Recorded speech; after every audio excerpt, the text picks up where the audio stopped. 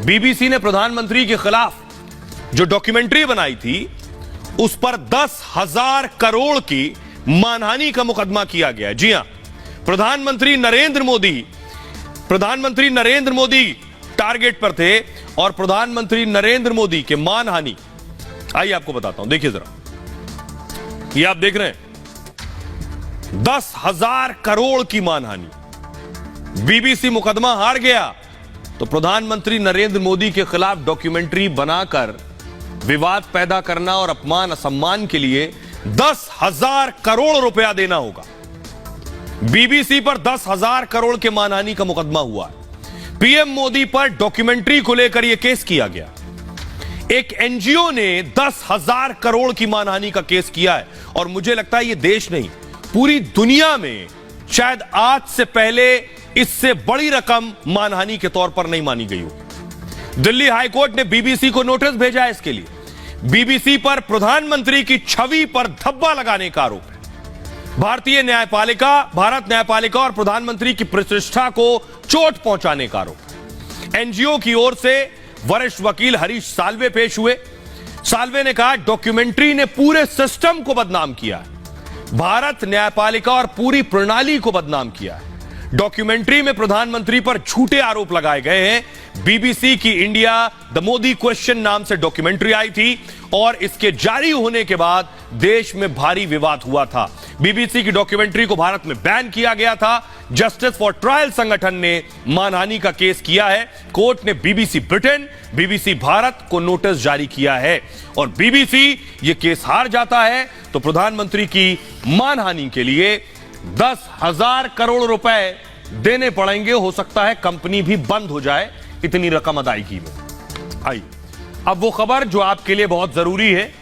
वैसे तो बहुत कम लोगों के पास 2,000 का नोट है, लेकिन जिनके पास भी है वो कल बदल लें, या अभी 4 महीने का वक्त है, आराम से भी बदल सकते हैं। कल से 2,000 के नोट का बदलीकरण होगा। तस्वीर दिखाइए जरा। बहुत से लोगों से पूछा गया तो बहुत से लोगों ने कहा आखिरी बार न जाने कब देखा था 2,000 का नोट। बहुत से लोगों ने कहा हमारे पास 2,000 का नोट ही नहीं है, वापस क्या करेंगे। लेकिन फिर भी बहुत से लोगों के पास है, क्योंकि बहुत से 2,000 के नोट अभी मार्केट में नहीं है। तो गए कहां, किसने कहां जमा करके रखे हैं, वो पहुंचेंगे बैंक। अगली तस्वीर दिखाइए जरा। आइए मैं आपको बताता हूं कि कैसे बदले जाएंगे नोट। कहा जा रहा है कि 20,000 तक नोट बदल सकते हैं। उससे ज्यादा अगर आप नोट बदलेंगे तो फिर आपको जवाब देना पड़ेगा। अब मैं आपको बताता हूं, देखिए, नोट बदलने के लिए बैंक पूरी तरह से तैयार है। कल सुबह बैंक जाकर 2,000 का नोट बदला जा सकता है। घर के पास किसी भी बैंक में आप पैसा बदल सकते हैं।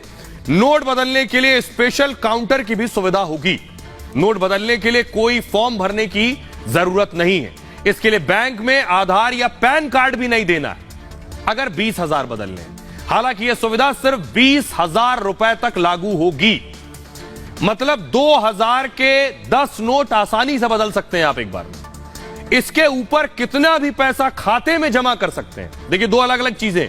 एक कि आप नोट बदल सकते हैं 20,000 रुपए तक, खाते में कितना भी पैसा जमा कर सकते हैं। वो आपका खाता है तो पता चलेगा किसका खाता है, कौन पैसा जमा कर रहा है। अपने खाते में पैसा जमा करने की लिए लिमिट नहीं है। हालांकि पैसा नियमों के तहत ही जमा किया जाएगा। जो पहले सामान्य लिमिट सबके लिए थी, मतलब 50,000 से ज्यादा जमा किया तो पैन जरूरी है। 30 सितंबर तक बैंक में पैसा बदला जा सकेगा, यानी नोट बदलने के लिए 4 महीने का वक्त है।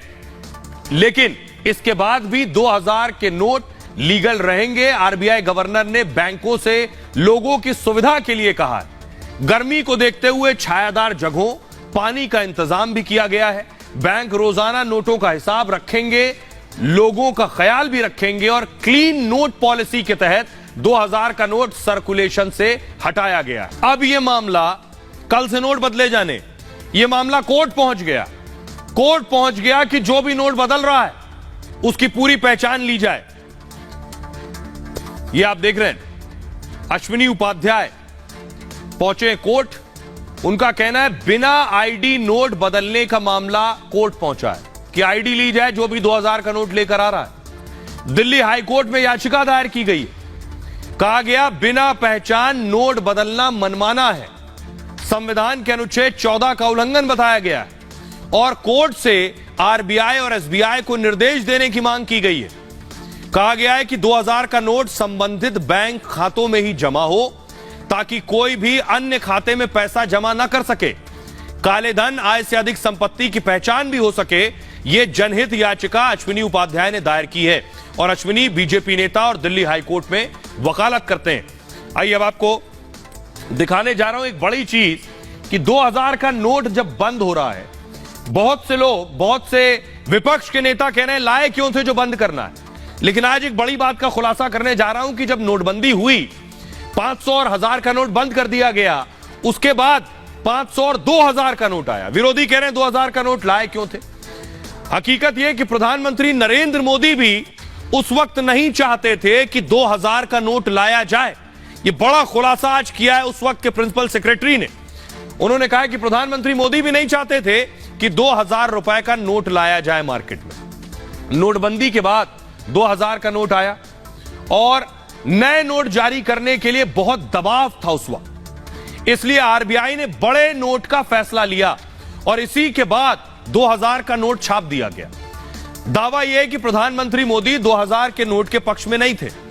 मोदी नहीं चाहते थे कि 2000 का नोट आए। मोदी ने 2000 के नोट को गरीबों का नोट नहीं माना। पीएम मोदी को नोटों की जमाखोरी की आशंका उस वक्त थी। मोदी मानते थे लेन देन में 2000 का इस्तेमाल नहीं होगा, यह बहुत बड़ा नोट है। पीएम को बताया गया कि यह नोट सीमित समय के लिए लाया जा रहा है। इसके बाद ही पीएम मोदी ने नोट के समर्थन में वो आए कि ठीक है, अगर कम वक्त के लिए आ रहा है तो इसे छाप लीजिए। पीएम ने इसके लिए बिना मन से ही अनुमति दी थी। पीएम मोदी पर यह खुलासा नृपेंद्र मिश्रा ने किया है और नोटबंदी के दौरान नृपेंद्र मिश्रा प्रधानमंत्री मोदी के मुख्य प्रधान सचिव थे।